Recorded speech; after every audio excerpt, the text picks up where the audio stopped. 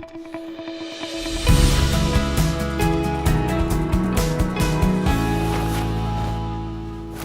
they're marketing these, they say no agitator means it's more gentle on your clothes.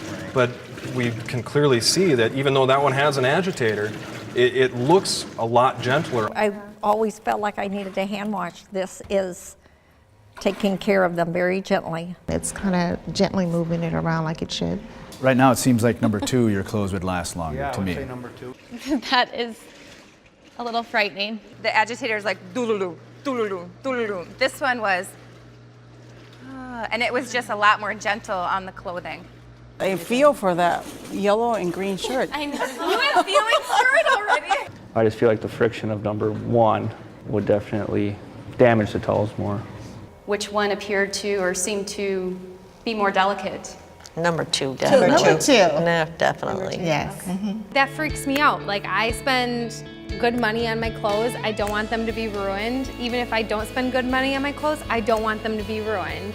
So I would have to go with number 2.